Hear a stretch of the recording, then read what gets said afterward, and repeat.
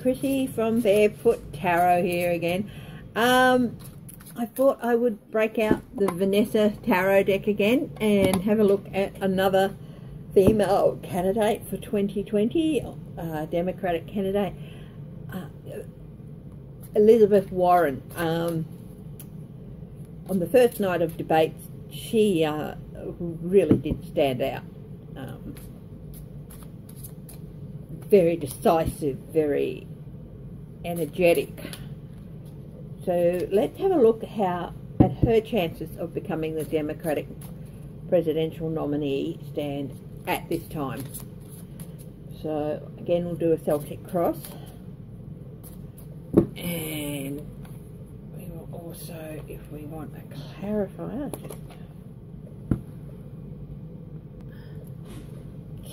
just the clarifier card, give them a bit of a shuffle. Again, I'm using the Everyday Tarot. They're great little clarifiers. They're fairly straightforward, and yeah, not as blunt as the, what do I call them? I either call them the Blunt Truth Tarot or the Unvarnished Truth Tarot, which is the Royal Tarot. But yeah, the Everyday Mini Tarot, what's dropped out? Knight of Coins and the Chariot. Knight of Coins. She's dependable. She's dependable, and she's on the move. And she's,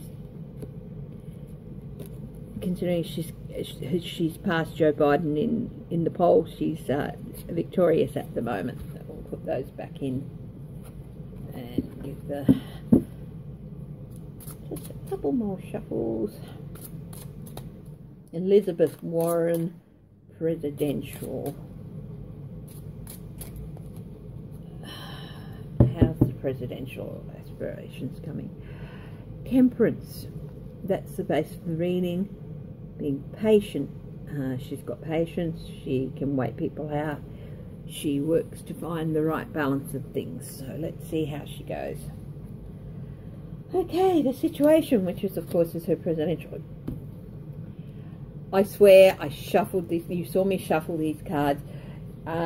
If you've seen my previous reading on Kamala Harris, you'll know the first card, what the first card there was, and honestly, the same card.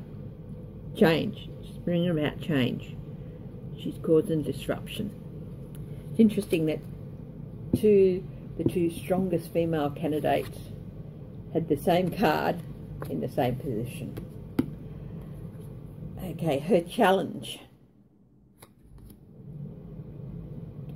Queen of Swords. I don't know her birth date. I don't know if this is her.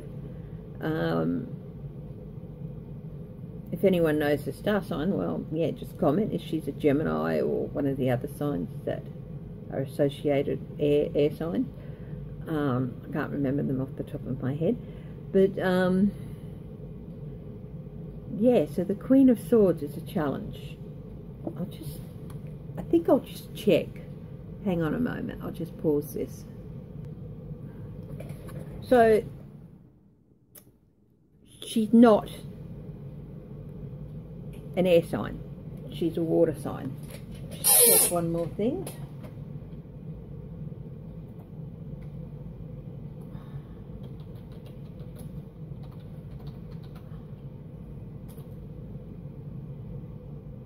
I was very surprised to see that Elizabeth Warren's actually 70 years of age. Boy, she looks damn good. Kamala Harris is 54. She is October 20th. October. Scorpio. Well, she's a fire. No, she's a water sign too. So I don't know who the Queen of Cups is, Queen of Swords is, but it could be that she can be a bit impatient with people. The Queen of Swords, at her worst, is impatient with people and can be a bit sharp. So perhaps that is her challenge. seeing as it's posed as a challenge. The Queen of Swords is also, she's seen a lot, she's been through a lot, she's very, very bent on justice. That's at the best. And she's very thoughtful with her words, but at her worst she can be a bit sharp with her words and a bit impatient with people. So that could be the challenge here with Elizabeth Warren. Okay, the basis of the reading is Nine of Coins. She's sitting pretty. She's got the resources she needs, and she's got certain degree of autonomy because she's not overly indebted to corporate donors. In order to qualify for the debates, apparently the DNC said you had to have a certain number of non-corporate donors. I think it was 60%. So she's sitting pretty in that, and she's got, and having more public donors than corporate donors, it gives you more autonomy about the decisions you make. So she's got the autonomy and she's got the money. Number 4, which is the past. King of Wands. Passionate. A lot of people see Trump as the King of Wands, and she has had in the past Trump coming at her. I love that these cards are all women, saying that this could be the Trump is really does tickle my funny bone. But the King of Wands is fiery and passionate and everything. But she is definitely had clashes with the King of Wands in the past, and I think those clashes have actually, you know, with him calling her Pocahontas and stuff like that, I think that has fired her up. In the past she has gotten fired up by these things, and she will do whatever it takes to protect the people, and she has done whatever it takes to protect her constituents, and she's been passionate about representing her constituents. So I think this, as much as I'd like to say it's Trump, I'd say it more representative of her passion and her commitment to her constituents in the past. The present. The present, she is standing her ground and fighting off all comers, saying, you can come at me with everything you like, but I'm going to beat you back. Her immediate future, or her near future. The Hangman, she's things are going to go into suspension for a little while. Maybe she's going to take a bit of a step back and look over what she's done so far, which is never a bad thing. When you're in a campaign, sometimes you can get so caught up in what you're campaigning to get that you can forget to stand back on occasion and see if you're still heading in the direction you want to head into. So I think she might suspend activity on the campaign for a little bit. I think they all might actually take a wee rest and take a bit of time to review what they've been doing. If they're wise, that's what they'll be doing, and I think that's what she's going to be doing in the near future. Her power. 6 of Swords. Her power is that she can steer people through troubled waters. This is what, it's a transition.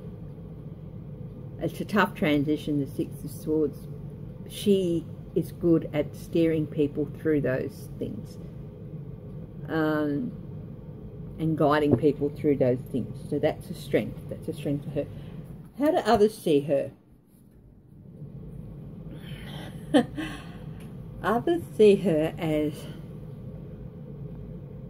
someone who's willing to fight for those who can't fight for themselves.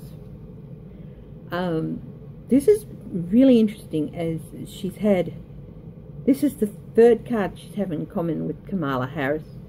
Different positions for these last two, but the other one being the Seven of Swords, the warrior defending itself, and the Knight of Swords. If I remember rightly, Elizabeth Warren was also a prosecutor. I think if I'm wrong, just please let me know about that, but I'm sure she did something along those lines. And yeah, so they see someone who's willing to fight for the people who need a voice. Her hopes and fears. The Five of Wands. She hopes that she can come through and be victorious in any conflict that comes up over the next few months, but she fears that she may not. So hopes and fears are pretty simple. Final outcome for Elizabeth Warren. Seven of Cups. It's a bit cloudy at the moment. Not very clear. It's still a little bit confusing. And as we are looking at the state of her run for the nomination at this stage, that's not altogether surprising.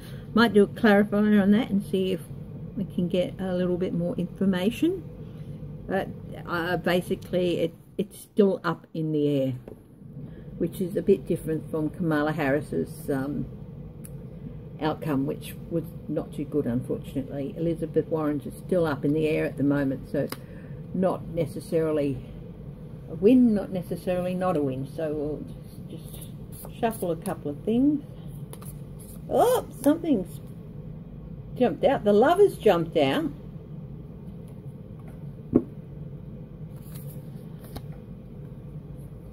That's interesting. That just jumped out like that. And we'll have another one as well. Nine of Cups. I think that the Lovers is indicative of partnerships in this case. I think if she finds the right partner, the right running mate, her wishes could come true. I think whether or not she wins is going to depend on the running mate that she chooses if she gets the nomination. Well, actually, I'm still looking at if she wins the nomination, aren't I? So maybe I'm jumping ahead there, but if she does win it and she chooses the right partner, she's got to... Yeah, and I think her winning the nomination might also depend on who she says, who will be your running mate if you win, who's she going to choose. So I think when you win the nomination, you've usually got your running mate in mind, and people generally know what your running mate is going to be, who your running mate is going to be. So if she chooses the right running mate, she's going to win the nomination. Okay, thank you very much for joining me. I hope you like my readings. Please remember to click like, and if you haven't subscribed, to subscribe. Thank you very much, and I hope you enjoy the reading. Bye bye.